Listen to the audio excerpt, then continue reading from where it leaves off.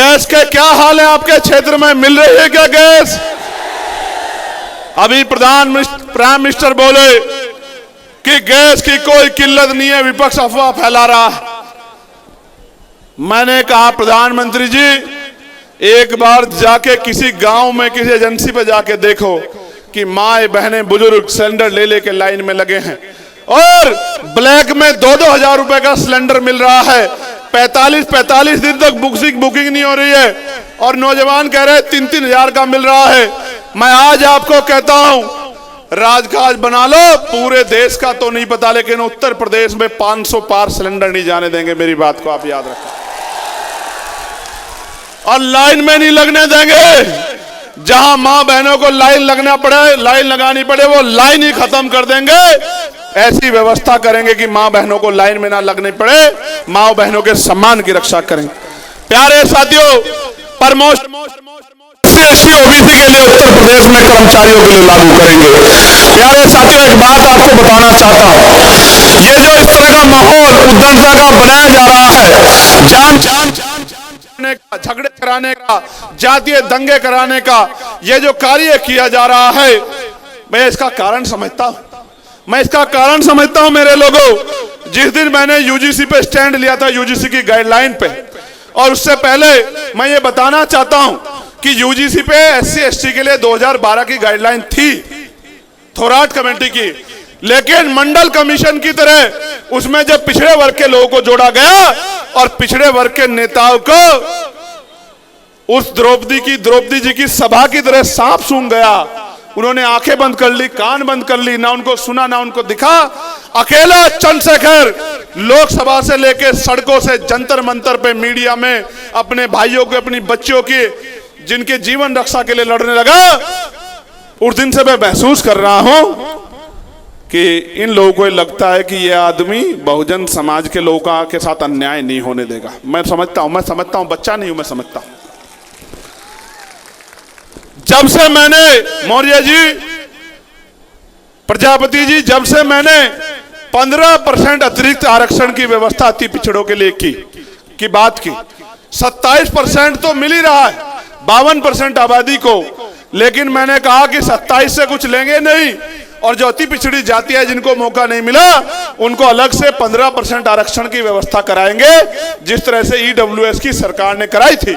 जब मैंने इस बात को कहा, उस दिन से मैं महसूस करता हूं कि जब मैं पाल प्रजापति कश्यप को, सैन विश्वकर्मा को, जब मैं नुनिया चौहान राजभर को, जब मैं जो है निषाद को, उनके आने वाली पीढ़ियों को कुर्सी पे बिठाने के लिए 15% की 100 में से 15 नौकरियां उनके बच्चों को मिलनी चाहिए, उनको कुर्सी पे बैठना चाहिए, उस दिन से मैं महसूस करता हूं कि मेरे खिलाफ जानबूझ के षड्यंत्र किए जा रहे हैं।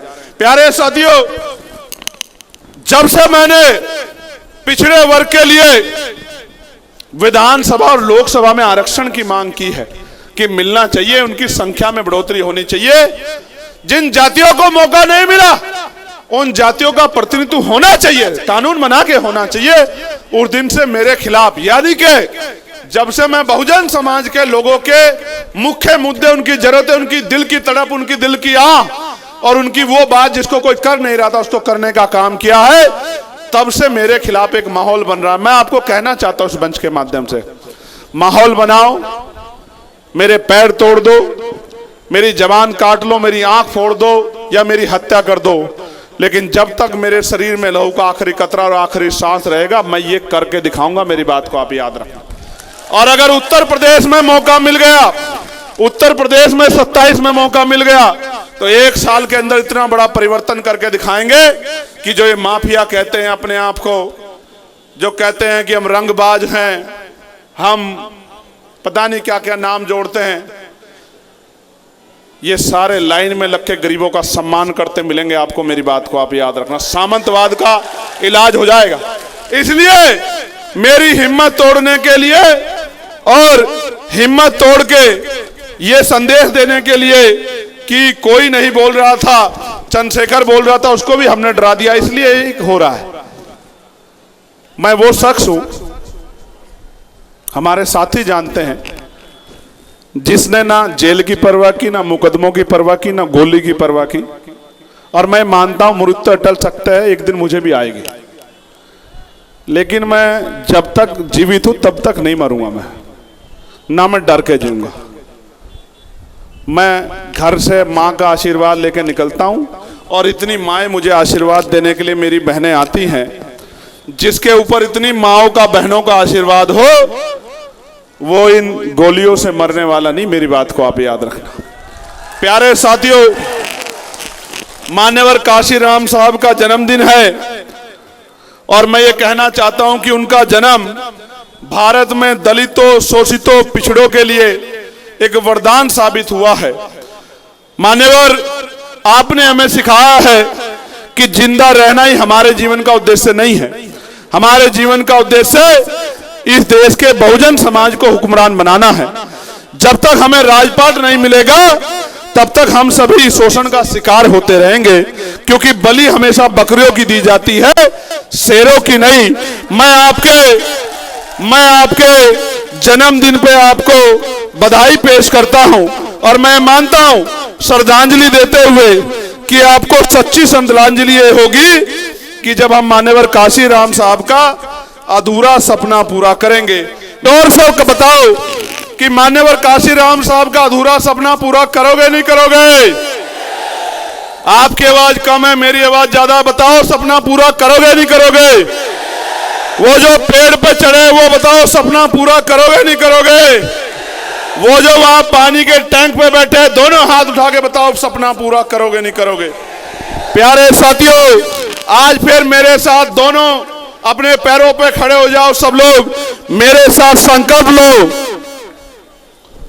जो संकल्प मैं यहां से लूंगा उसको दोहराने का काम करना।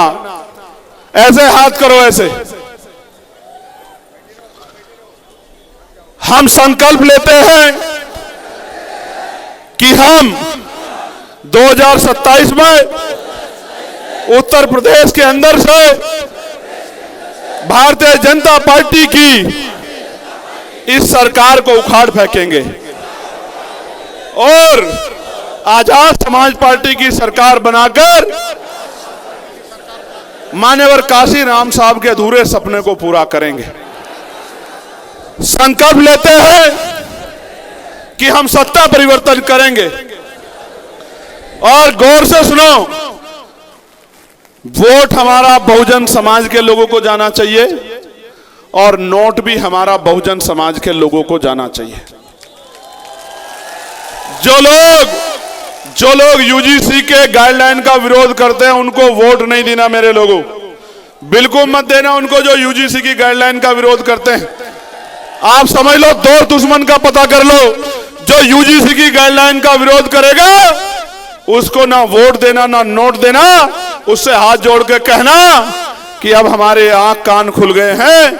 हमारे भाई को हमने वादा कर लिया है कि इस बार हम बहुजन समाज के लोगों को, एससी एसटी ओबीसी के लोगों को वोट देंगे, मुस्लिम समाज के लोगों को वोट देंगे और नोट भी उनको देने काम करेंगे। वादा करते हो नहीं करते हो बताओ? अगर आपने ये कर लिया तो फिर मैं आपको लिख के देता हूं कि जो लोग मुझे धमकियां दे रहे हैं ना, वो आपके दरवाजों पे नाक रगड़ते दिखाई देंगे आपको। मेरी बात, एक बात और बताना चाहता हूं। इस देश में बाबा साहब अंबेडकर ने अपने 4-4 बच्चों की कुर्बानी देके हमें वोट का अधिकार दिलाया। मेरे लोगों, ये वोट का अधिकार नहीं होता तो ये बड़े बड़े कुर्ते वाले, बड़े बड़े गाड़ियों वाले, बड़े बड़े महलों वाले, बड़े बड़े घरों वाले ये हमारे गरीब समाज की गलियों में नहीं आते। जिन गलियों में मोटरसाइकिल नहीं जाती, 4 पहियों की कार नहीं जाती, उसमें ये बड़े बड़े कुर्तों वाले नहीं आते। अगर बाबा साहब अंबेडकर हमें वोट का अधिकार नहीं दिलाते, इस वोट का अधिकार की वजह से, ये जो करोड़ों रुपए से कीमती वोट का अधिकार हमारे पास है, इस वोट के अधिकार की वजह से हमारी बस्तियों में आते हैं। अगर आप, जैसे मान्यवर काशीराम साहब ने कहा था, बाबा साहब के संदेश को जाके कि जाओ अपनी घर के दीवारों पे लिख दो कि हमें इस देश का शासक बनना है। अगर आप अपने घरों पे लिख दोगे कि हमारा वोट भी यूजीसी की गाइडलाइन मानने वालों को और हमारा नोट भी यूजीसी की गाइडलाइन मानने वालों को, तो मैं लिख कर देता हूं कि ये लोग नारा भी लगाएंगे जय भीम का, नीली टी शर्ट भी पहनेंगे, नीला झंडा भी पहनेंगे, नीला रुमाल भी रखेंगे, और तो और हो सकता है आपको रिझाने के लिए पानी भी नीला करके ना पीने लग जाए। मेरी बात को याद रखना, ऐसा ना हो आपको दिखाने के चक्कर में, आपको प्रभावित करने के चक्कर में खाना भी नीला ना खाने लग जाए। अभी तो बहुत कुछ देखना बाकी है। अभी तो जुमे जुमे आपके संघर्ष ने लोगों को महापुरुषों का सम्मान करना सिखाया है। अब तो वो दिन आने वाला है कि आपको आपके हक अधिकार मिलेंगे, आपकी आंखों के आंसू सूखेंगे, बहन बेटियों का सम्मान होगा और स्वाभिमान सम्मान का जीवन मिलेगा। मिलना चाहिए नहीं मिलना चाहिए? ऐसे दोनों मुट्ठी में हाथ बंद करके हाथ उठाओ। सम्मान मिलना चाहिए नहीं मिलना चाहिए? रोजगार मिलना चाहिए नहीं मिलना चाहिए? हक अधिकार मिलना चाहिए नहीं मिलना चाहिए? देखो, इस बात को सोच के वोट मत देना कि चंद्रशेखर आजाद को कुछ बनाना है। इस बात को सोच के वोट मत देना कि आजाद समाज पार्टी को कामयाब बनाना है। एक ही बात को सोचकर वोट करना कि हमें बाबा साहब अंबेडकर, मान्यवर काशीराम साहब फूले साहू के सपनों को पूरा करना है। हमें अपने ऊपर जो कर्ज है उसको उतारना है। हमें अपने बच्चों को जुल्म, जाति, अन्याय, अत्याचार की बेड़ियों से बाहर निकालना है। हमें स्वाभिमान सम्मान का जीवन प्राप्त करना है। हमें इज्जत की रोटी खानी है, इज्जत का पानी पीना है, इज्जत से रहना है। क्योंकि बाबा साहब कहते थे कि आदमी भूखा रह सकता है लेकिन अपमानित होकर नहीं रह सकता। मैं गलत तो नहीं कह रहा हूं? बाबा साहब ने जो कहा वो गलत तो नहीं कहा। आदमी भूखा रह सकता है ना? आपने 2-2.5 घंटे धूम में खड़े होकर बता दिया कि जिस संगठन का सिपाही अपने नेता के सम्मान में 4-5 घंटे धूम में खड़ा हो सकता है, वो गांव-गांव जाके अपने पैरों के भरोसे आजाद समाज पार्टी को घर घर तक पहुंचा भी सकता है, आजाद समाज पार्टी का लोहा बनवा सकता है। मेरी माओ से मैं कहूंगा, मेरी बहनों से मैं कहूंगा, बार बार जीवन नहीं मिलेगा। इसी जीवन में महापुरुषों के अधूरे कारवा को पूरा करना है। यह आपके आशीर्वाद के बिना, आपके सहयोग के बिना नहीं होगा। तो दोनों हाथ उठा के आपके अपने बेटे को, भाई को आशीर्वाद दो कि इसी बार मान्यवर साहब श्री काशीराम बाबा साहब और महापुरुषों का सपना पूरा करके आपके आंसू पोंछ सकूं। आप गरीबी की जिंदगी में खुश हो क्या? माओ को बोलने दो, अभी रुक जाओ। माओ बहनों को, खुश हो क्या गरीबी की जिंदगी में? ये गरीबी की जिंदगी खत्म होनी चाहिए नहीं होनी चाहिए? सुख सुविधाएं मिलनी चाहिए नहीं मिलनी चाहिए? जुल्म जाति बहन बेटियों पर रुकनी चाहिए नहीं रुकनी चाहिए? ये तभी संभव होगा जब आपका आशीर्वाद और आपकी उंगली आजाद समाज पार्टी काशीराम को ताकत देने के लिए उठेगी। मैं नौजवान साथियों से पूछना चाहता हूं कि ताकत दोगे नहीं दोगे? बताओ, दोनों हाथ उठा के बताओ। कोई पैसा, लालच आके ददर की बात करेगा, बातों में तो नहीं आओगे, गुमराह तो नहीं होगे? कहते हैं ना कि संघर्षों के साए में घनघोर जवानी पलती है और इतिहास उधर झुक जाता है जिस ओर जवानी चलती है। जैसे नगीना के लोगों ने अपने आप को साबित कर दिया, धन्यवाद करो दोनों हाथ उठा के नगीना के लोगों का। आज लोकसभा में अगर आपका ये भाई बेटा बोलता है, इसका श्रेय नगीना को जाता है, आपके संघर्ष को जाता है, नौजवानों को जाता है, बड़े बुजुर्गों को जाता है। पिछले 11 साल से संघर्ष कर रहे मेरे साथियों, भूखे प्यासे रह के धूप छांव में लड़ने वाले मेरे भाइयों, मेरी बहनों, मेरी माओ, बड़े बुजुर्गों, मैं धन्यवाद दूंगा भीम आर्मी को, आजाद समाज पार्टी को, मिशन 78 के साथियों को कि अच्छे अच्छों को, महापुरुषों का सम्मान करना सिखा दिया आपने। और अंत में आपके बीच से विदाई लेते हुए कहना चाहता हूं,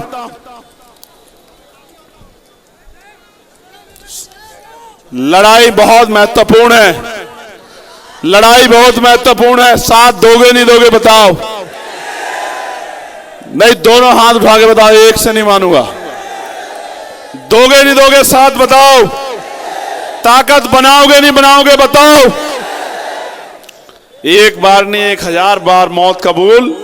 एक मौका मिलने दो, फिर देखो आजाद समाज पार्टी काशीराम आपके लिए क्या करके दिखा।